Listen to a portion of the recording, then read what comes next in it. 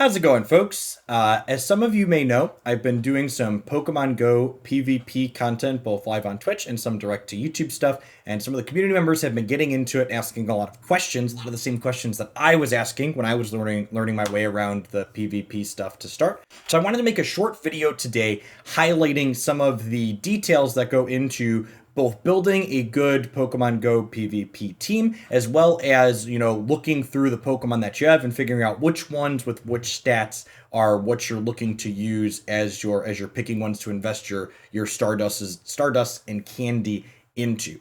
So let's go ahead and just dive right on into some examples here. So these are some of my Great League Pokemon. I'd like to highlight a Pokemon that is close to what an ideal setup is for an IV for a Pokemon, as well as a Pokemon that is good enough to still be competitive, in my opinion. So to start with, like, take a peek at my Nidoqueen here. And if you're not familiar with how to appraise Pokemon in Pokemon Go, you press the button down on the side there and press the appraise button, and you get 3 bars here for attack, defense, and HP, and they're each broken up into lines of 5. So this Nidoqueen has 0 attack, 12 defense, and 15 HP.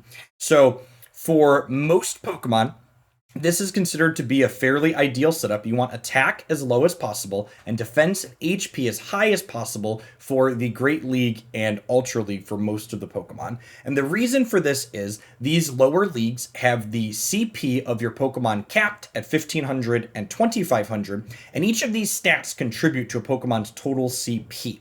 And attack contributes slightly more to CP than defense and HP does. And what this means is when you have a Pokemon that looks like this Nidoqueen here, where the attack is nothing and the defense and HP is high, you get more total stats on the Nidoqueen than you would if you had all high attack, defense, and HP. So, for example, this Nidoqueen is considered more ideal for the Great League than a Nidoqueen would be that was 15, 15, 15 all the way down. And let's show a concrete example with the stats here of what we mean by how close to ideal this is. So this is a website called stadium.gg, their rank checker. I'll link this in the video description down below, where you can enter your Pokemon and then enter the IVs of your Pokemon. And it tells you in comparison how close to perfect is this Nidoqueen. So a perfect Nidoqueen for the Great League is a 0, 15, 12. And this is considered perfect because these are the combination of IVs that give you the highest total raw stats when you multiply these 3 stats together. The stat product is what we use to compare Pokemon in terms of how good they are. And my Nidoqueen here is actually really close to perfect. It's the 3rd best it could be, 99.81%. It's only less than 4 points off of a perfect Nidoqueen. In comparison, to kind of talk about that, how much better would this Nidoqueen be than one that was all 15s? An all 15 Nidoqueen for the Great League would be a 95.38 stat product, which, all things considered, if you had a perfect Nidoqueen at all 15s, it's good enough to use, in my opinion. So you have this 1854, you see it's less than 100 points off of what's considered the highest product, or perfect. And something that's important to know too is that dump statting your attack to get higher total stat product isn't completely free, because the attack stat is what Pokemon Go uses as a tiebreaker when both players tap their charge attacks at the same time. So there is some benefit in terms of when you're spamming your attacks. And Nidoqueen is a very spammy Pokemon with Poison Fang, to having higher attack in some situations. So while it is ideal to have higher stat products, it's not just no downside. One of the things that I use personally for determining whether or not a Pokemon is good enough for me to build out tends to be variable depending on how easy and accessible that particular Pokemon is. So, for example, to go back to my Pokemon Go here, another Pokemon that I use quite regularly for PvP in the Great League is Alolan Ninetales. Fairy Ice has a good range of coverage with her attacks, but this is a Pokemon that, unlike Nidoran Female, that's frequently available in the wild to catch lots of copies of, so you could have a better chance of finding a good IV. You don't find a ton of Alolan Vulpixes or Alolan Ninetales to catch, so this Ninetales is far from ideal. It is a 12, 12, 15 here. And going back to our comparison of of the stat products on my screen here. We've got my 12, 12, 15, Ninetales in, and she's considered to be a 95.22% stat product. And again here, not even a 100-point difference between these two. And this is about my threshold personally for Pokemon like Alolan Ninetales that aren't particularly common, where if I'm within 5% of perfect, I'll usually build it out because that's close enough, in my opinion. And the small upside of having extra attack means you win tiebreakers in key spots and gain some advantage back that way that you're giving up in terms of losing percentage points in other spots. Now, something else to consider when looking at your Pokemon Go Pokemon in terms of evaluating them is what is their highest CP available, because certain Pokemon, especially when you get into the 2500 Ultra League range, they cap out below 2500 CP. So for example, to look at some of my Ultra League Pokemon here, Umbreon is a Pokemon that I am building out for Ultra League, and Umbreon actually caps out in the mid 2400s. So this Umbreon that I have built here is a 15, 13, 14 Umbreon, and it is very close to ideal for the 2500 league.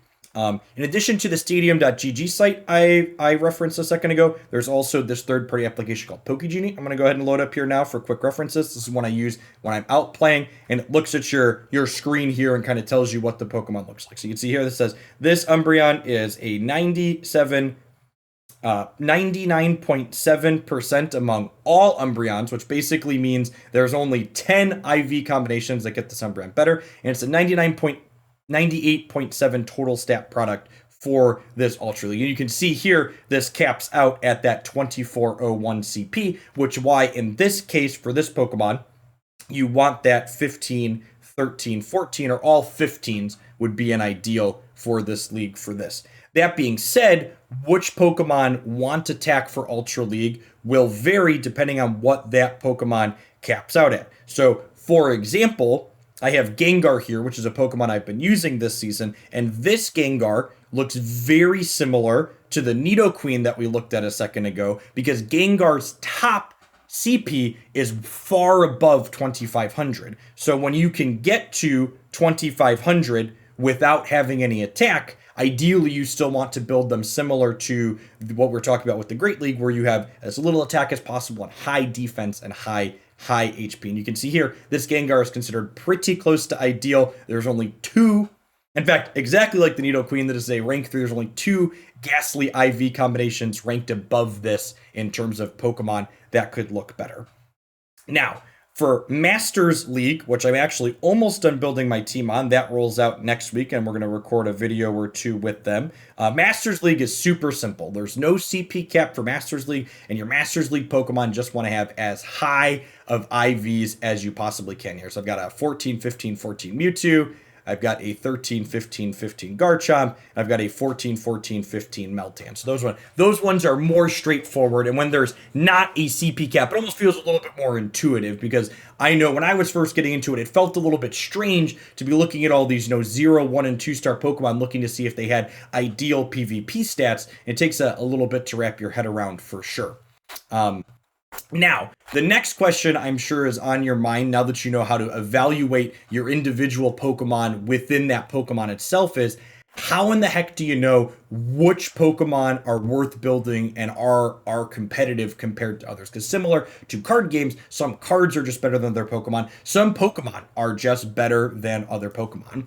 This website, pvppoke.com here, they have rankings of all the Pokemon based on simulated battles with each other and kind of rate them based on, you can see based on overall, you can see things that are ranked based on who's your lead, who's your closer, based on switches. So all these different things, consistency, attackers, and this is one of the things that I find very interesting about team building in this game, similar to deck building in card games, is different Pokemon are good at different roles. And just because something doesn't have a perfect rank overall doesn't mean it can't be included in your team composition, because it could be useful covering something that you wouldn't otherwise be able to cover.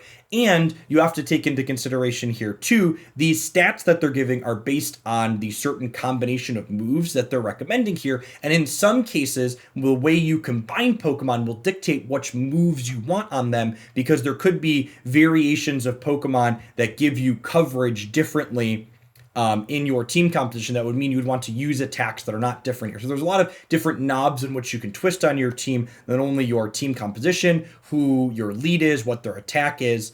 And this site also has a great tool up here. You see Team Builder at the top for helping you figure out a potential team you're theory crafting. What issues might it have here? So I've got one of the teams that I used a little bit in one of my videos. So we've got Great League, Umbreon, Nidoqueen, and Alolan Ninetales here, and you can rate your team, and based on its simulations, it can kind of tell you what it expects you to be good or bad or not. So bulky here. This is definitely accurate. I talk about my tanky Umbreon a lot when we were playing, and Nidoqueen can usually take a hit too, and it can tell you other things based on their different stats here. And if you scroll down even further, it can kind of tell you, okay, here's how your Pokemon line up into the other Pokemon in the format that they consider to be good based on their simulations. So you can see, hey, is there something that people are likely to be using that kind of gets my whole team, for example.